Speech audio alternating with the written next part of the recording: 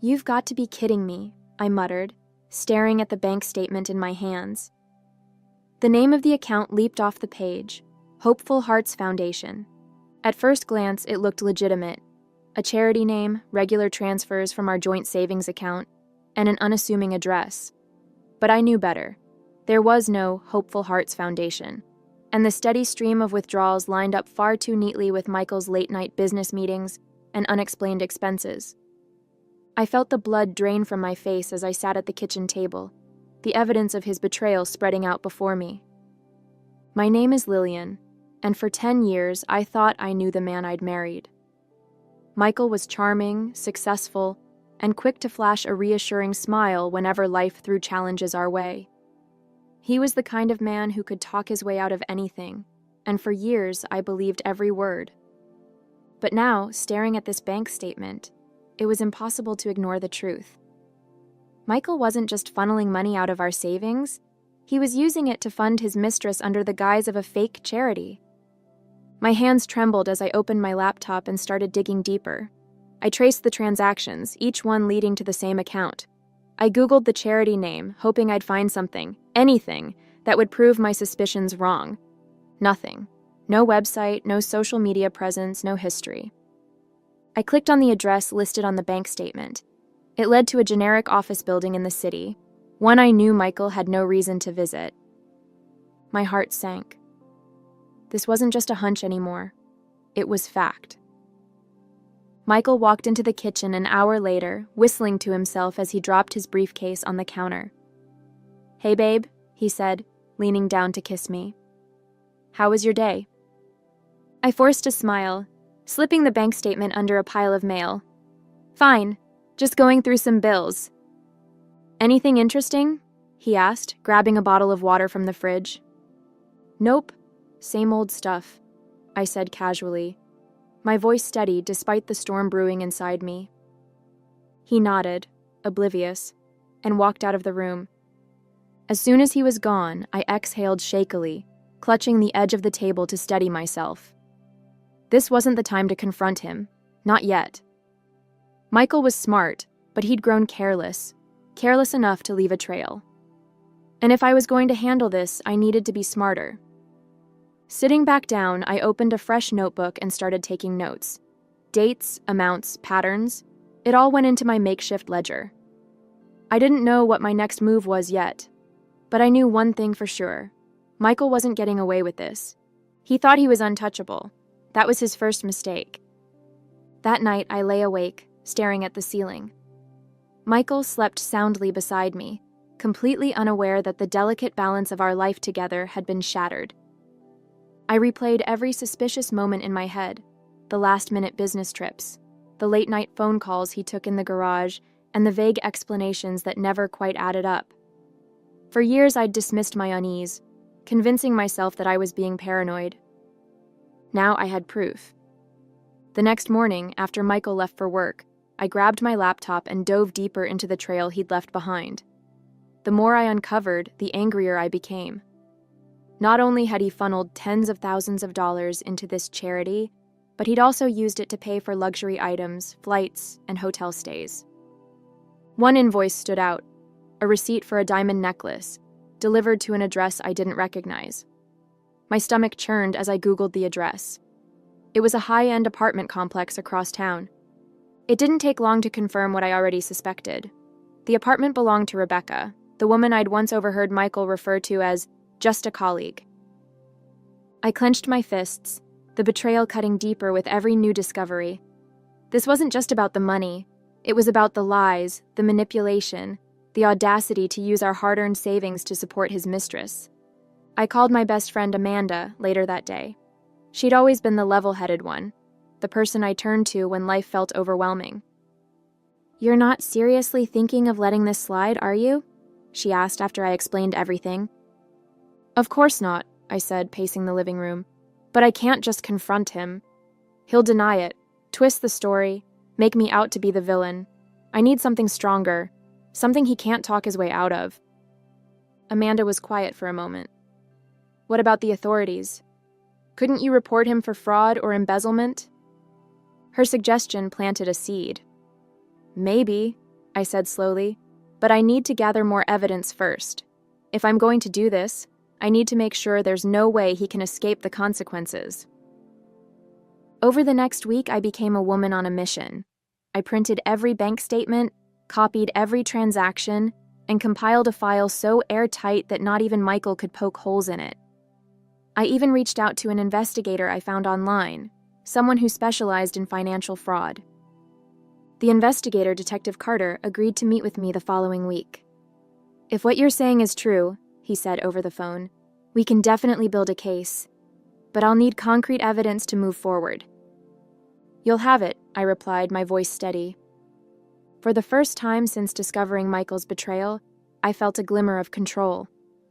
He thought he was clever, but he hadn't counted on me fighting back.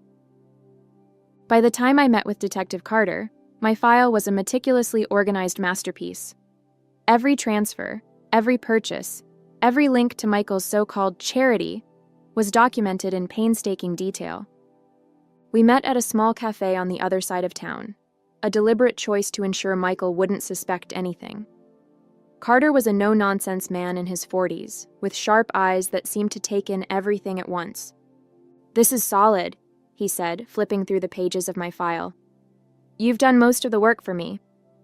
"I had to," I replied, taking a sip of my coffee. "Michael is careful. He knows how to cover his tracks. But I've been keeping this to myself for weeks, and I need to know it's going to lead somewhere." Carter nodded. "It will. With this much evidence, we can launch an investigation into the charity account.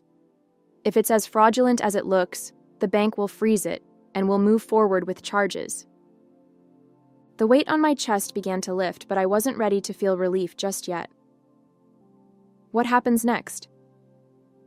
"I'll file the paperwork to initiate a formal inquiry," he said.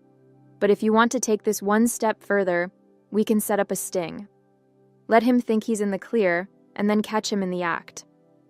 The thought sent a shiver down my spine. "You mean wait until he tries to withdraw money?" "Exactly," Carter said, his tone matter of fact. "We'll track the account, monitor his activity, and coordinate with the bank. When he makes his move, we'll be there." That night, I sat in the darkened living room going over everything Carter had said. The idea of letting Michael dig his own grave was tempting, but it also meant playing the part of the oblivious wife for a little while longer. It wasn't going to be easy, but I knew it was the only way to ensure he faced the consequences of his actions. The next morning, I transferred $50,000 into the charity account. It was money I'd been saving in a separate, secret account for emergencies. Money Michael didn't even know existed. But I marked it clearly in the bank's system. Donations under investigation. Michael didn't suspect a thing. Over the next few days, he was unusually chipper, humming to himself as he pored over his phone and dropped hints about big plans. I smiled when appropriate, laughed at his jokes, and played the role of the supportive wife. Inside, I was counting down the days until the trap was set. He had no idea what was coming. The days that followed felt like a test of endurance. Each morning, Michael would waltz into the kitchen with an extra spring in his step, checking his phone obsessively while muttering things like, "Just a little longer, and everything will fall into place." I'd smile from behind my coffee mug, pretending to share in his excitement. Little did he know, the place everything was falling into was a holding cell. Detective Carter kept me updated on the investigation. The bank had flagged the account and placed it under close scrutiny. Every transaction, every login, every transfer was now under a microscope. "He's getting reckless," Carter said during one of our calls. "The patterns are clear. He's making plans for a big withdrawal." "How soon do you think he'll try?" I asked, pacing my office. "Within the next week," Carter replied. "When he does, we'll have everything ready. Are you prepared for what comes next?" His question hung in the air. Was I ready? For weeks, I'd been steeling myself for this moment, but now that it was so close, doubt crept in. "Yes," I said firmly, brushing away the hesitation. "I'm ready." That weekend, Michael announced he'd be leaving early Monday morning for a work trip. He made a show of packing his bag, throwing in suits and ties as though he were heading to an important conference. Another business deal? I asked casually, folding laundry nearby. Something like that, he said with a grin. Big opportunities on the horizon. Don't wait up for me. I'll probably be gone all day. I nodded, biting the inside of my cheek to keep from smiling. The night before his trip, I couldn't sleep. I lay in bed staring at the ceiling, listening to the steady rhythm of Michael's breathing beside me. Part of me wanted to shake him awake, to confront him right then and there. But I couldn't. I'd come too far to let emotions ruin the plan. Instead, I silently rehearsed every step of what would happen the next day. Carter had assured me that the authorities would move swiftly, intercepting Michael at the bank the moment he attempted to withdraw the money, and I would be there to witness it. When morning finally came, Michael kissed me on the cheek as he left, his usual smugness practically radiating off him.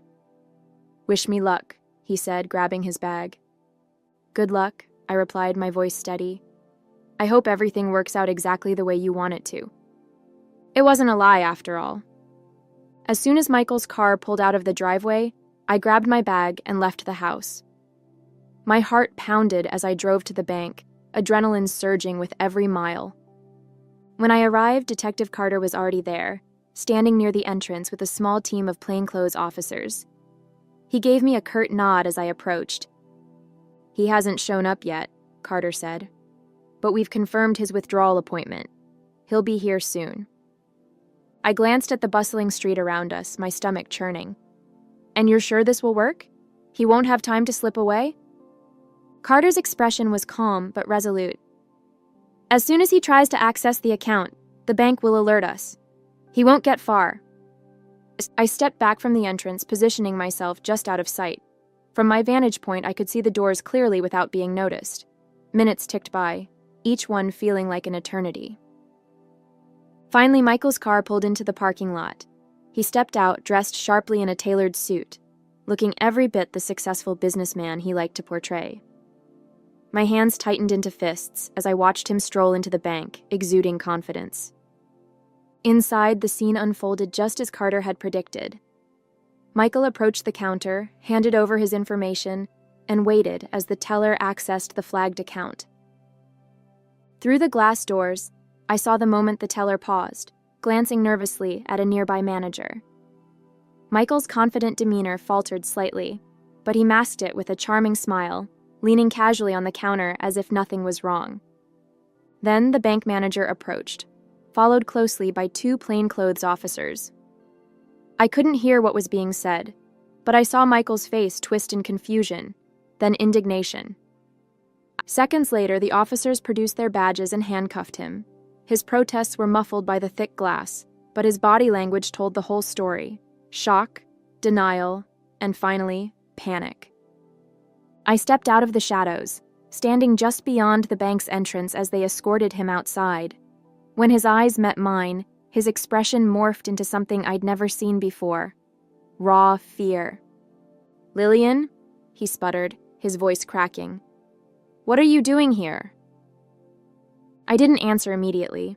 Instead, I pulled a folder from my bag, the divorce papers I'd prepared weeks ago, and handed them to him as the officers led him past me. "Consider this my last donation," I said, my tone icy. His mouth opened to protest, but the officers ushered him into a waiting car before he could say another word. As the car drove away, Carter approached me. "That was clean," he said. "He's not going anywhere for a long time." I nodded, exhaling a shaky breath. For the first time in weeks, the weight on my chest began to lift. It was over. The drive home felt surreal. The morning's events played on a loop in my mind. The officers snapping handcuffs on Michael, the shock in his eyes when he realized I'd been one step ahead all along. I should have felt triumphant, but all I could manage was a mix of exhaustion and relief. The adrenaline that had fueled me for weeks was finally starting to wear off, leaving behind a quiet emptiness. When I pulled into the driveway, Amanda was waiting for me. She'd insisted on coming over to help celebrate, though she knew me well enough to bring a bottle of wine instead of balloons. "Did it go as planned?" she asked as I stepped out of the car. I nodded, brushing a strand of hair from my face. "He's in custody. They got him the moment he tried to access the account. Her eyes widened. And did you... I held up my empty folder, a faint smile tugging at my lips. Delivered the divorce papers personally. Amanda let out a low whistle. Remind me never to get on your bad side. Inside, we sat at the kitchen table, the wine poured and the silence heavy. Amanda finally broke it. So, what now? I swirled the wine in my glass, staring into its deep red depths. Now I figure out what comes next. The house, the finances, everything's in limbo until the legal process is done. But at least I don't have to pretend anymore. She leaned back in her chair, studying me. You know, you handled this better than most people would have. You didn't just sit back and let him walk all over you? I shrugged, feeling the weight of her words. I didn't have a choice. He didn't just betray me. He used our future to fund his lies. I couldn't let him get away with that. As the day wore on, the reality of my new life began to sink in. Michael was gone, his sham of a charity exposed, and the financial mess he'd created would soon be sorted through. There was still so much to do, meetings with lawyers, statements for the authorities, but for the first time, I felt like I could breathe. I stood by the window that evening, watching the sunset paint the sky in shades of gold and crimson. Amanda had left hours ago, and the house was quiet, save for the faint hum of the refrigerator. This house had once been a symbol of the life Michael and I were building together. Now it felt like a monument to his lies. But it was mine now, and I would rebuild it on my own terms. The day after Michael's arrest, the calls started pouring in. Lawyers, investigators, even family members who'd heard the news and wanted the real story. I sat at the kitchen table with a notepad, scribbling notes as I spoke with Detective Carter. The charges against him are solid, he explained. Fraud, embezzlement, and falsifying charity documents. He'll face serious jail time, especially with the evidence you provided. What about the money he took? I asked, tapping my pen against the notepad. The funds are frozen for now, Carter replied. Once the investigation is complete, we'll work to recover what's left. As for the assets he purchased, those will likely be seized as part of the case. I nodded, a sense of satisfaction settling over me. For the first time, it felt like there was a clear path forward. Later that afternoon, I met with my lawyer, a sharp-witted woman named Clara who wasted no time getting to the point. With the divorce papers served and his arrest on record, the proceedings should be straightforward, Clara said, flipping through a thick folder of documents. You'll have a strong case for securing the house and protecting your remaining assets. And the joint savings? I asked, my voice steadier than I felt. That's trickier, Clara admitted. Depending on how much he's squandered, there may not be much to split. But given the circumstances, I'll push for you to retain the lion's share. I nodded, bracing myself for the financial fallout. I just want this over with. It will be, Clara assured me, her tone firm. You've taken the hardest steps already. The rest is just paperwork. Over the next few days, I focused on untangling my life from Michael's.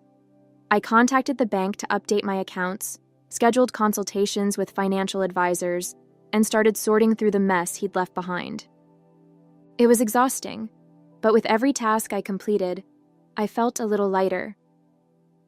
Amanda stopped by one evening with takeout and a bottle of wine.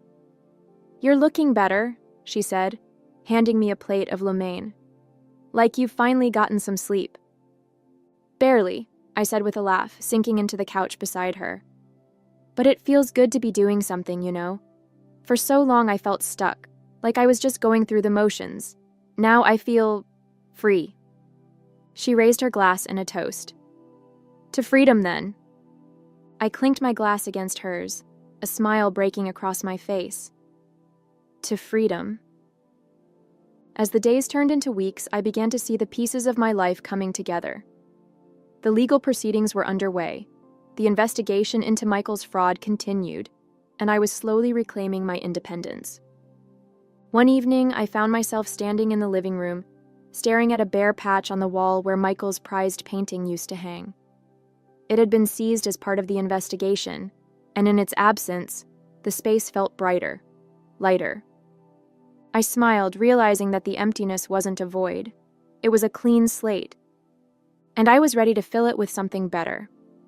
A month after Michael's arrest, I stood in the living room, surrounded by boxes. The house felt different now, quieter, lighter, almost like it was holding its breath, waiting for its next chapter. I was packing up the last remnants of his presence, ties, cufflinks, and the stack of notebooks he always claimed held his brilliant ideas. Most of it was evidence now, boxed and labeled for investigators. There was a strange satisfaction in watching it all disappear. Each item that left the house felt like a weight being lifted, a small step closer to reclaiming the space as my own.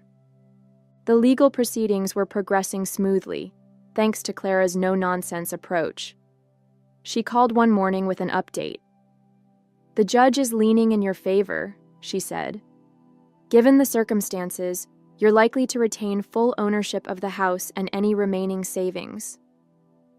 I leaned back in my chair, relief washing over me. "That's good news," I said, though the reality still felt surreal. "There's also talk of restitution," Clara added. "If the court finds him guilty on all charges, he could be ordered to pay back some of what he took." I raised an eyebrow. "From where? His fake charity account?" She chuckled. "Point taken, but it's a symbolic victory if nothing else." As I worked through the legal and financial logistics, I also started thinking about my next steps. For years, I'd poured my energy into supporting Michael and his ambitions, often at the expense of my own goals. Now, with him out of the picture, I had the freedom to focus on myself. Amanda was the first to suggest I take some time away. "You've been through hell, Lillian," she said one evening as we shared a bottle of wine. "You deserve a break, somewhere sunny with no reminders of Michael or his nonsense." The idea was tempting, but I wasn't sure if I was ready to leave just yet. "I feel like there's still so much to do here," I said, gesturing to the stack of paperwork on the table. "You've done more than enough," Amanda insisted. "The house, the finances, the legal stuff, it's all under control. Take a week, recharge, and come back ready to tackle whatever's next." She had a point. The next morning, I booked a flight to the coast. It wasn't a grand vacation, just a small getaway to clear my head and figure out what I wanted my future to look like. As I packed my bag, I felt a sense of anticipation I hadn't experienced in years.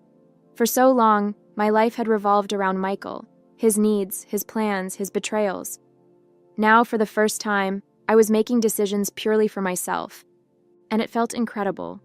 When the plane took off, I looked out the window, watching the city shrink beneath me. It was a moment of quiet clarity, a reminder that the past didn't define me, and the future was mine to shape. The trip to the coast was exactly what I needed. For the first time in years, I felt like I could breathe without the weight of Michael's lies pressing down on me. I spent my mornings walking along the beach, the salty breeze clearing my mind, and my afternoons reading novels I'd never had time for. By the third day, I felt a clarity I hadn't experienced in years. Michael's betrayal had taken so much from me: time, trust, a sense of security. But it hadn't taken me. I was still here, still standing, and for the first time, I realized just how strong I was. One evening, as the sun dipped below the horizon, painting the sky in shades of orange and pink, I sat on the deck of my rental cottage with a notebook in hand. I'd always been the planner in the relationship, the one who mapped out budgets, vacations, and future goals. But now, the blank page in front of me wasn't for anyone else. It was for me. At the top, I wrote, "What's next?" The list came quickly, almost effortlessly. Redecorate the house, make it mine, reconnect with friends, build the relationships I'd neglected during my marriage, pursue my career, invest in myself, forgive myself, let go of the guilt for trusting someone who didn't deserve it. By the time I set the pen down, the page was full, and for the first time in months, I felt hopeful. When I returned home, the house felt different. It wasn't just the absence of Michael's things. It was the absence of him, his presence, his lies, his shadow over everything. I started small, rearranging furniture and swapping out the art on the walls. Each change felt like reclaiming a piece of myself. I also began reaching out to old friends, people I'd drifted away from during the chaos of my marriage. Their support was overwhelming, a reminder that I wasn't alone in this new chapter. One afternoon, as I was clearing out the garage, I found a box labeled Keepsakes. Inside were photos, cards, and mementos from the early days of my relationship with Michael. For a moment, I considered tossing it all into the trash, but instead, I set it aside. Those memories were part of my story, even if they belonged to a chapter I was ready to close. I didn't need to erase the past to move forward. I just needed to own it and let it go. The months that followed were a period of quiet rebuilding. I threw myself into reclaiming my life, one small victory at a time. The house, once a reminder of Michael's betrayal, began to feel like my own. I painted the walls in colors that brought me joy, replaced the furniture with pieces I loved, and turned his old office into a library filled with books I'd always wanted to read. Friends and family noticed the change, not just in the house, but in me. "You seem lighter," Amanda said during one of her visits. "Like you finally let go of all the weight you were carrying." "I think I have," I replied with a smile. "It's amazing what happens when you stop living for someone else." Professionally, I began pursuing opportunities I'd put on hold during my marriage. Michael had always dismissed my ambitions, telling me I was better suited to supporting his vision. Now I was free to build my own. I reached out to a former colleague who connected me with a consulting project. It wasn't glamorous, but it was a start, and it reminded me of what I was capable of. One evening, as I reviewed a client proposal at the kitchen table, I felt a sense of pride I hadn't felt in years. This was mine, not something I'd done for Michael, but something I'd built for myself. Meanwhile, the legal process with Michael moved steadily forward. Clara kept me updated, and each new development felt like another step toward closure. The day the divorce was finalized, I celebrated with Amanda over dinner. "To new beginnings," she said, raising her glass. "To never settling again," I added, clinking mine against hers. A few weeks later, I received a letter from the court regarding the restitution case. Michael had been ordered to repay a portion of the stolen funds, money I knew I'd likely never see, but it was a symbolic victory nonetheless. I tucked the letter into a file, feeling a sense of finality. Michael's chapter in my life was officially closed. That evening, I sat on the couch with a cup of tea, watching the sunset through the newly cleaned windows. The house was quiet, but it no longer felt empty. It felt like home. For so long, I'd defined myself by what I'd lost: trust, security, love. But now I was learning to define myself by what I'd gained: strength, independence, and the knowledge that I could rebuild, no matter how much had been taken from me. As the last rays of sunlight faded, I opened my notebook and flipped to the list I'd made months ago. Most of the items were checked off, but there was one I still needed to work on: forgive myself. I smiled, feeling a sense of peace. That was a work in progress, but for the first time, I felt ready to take it on.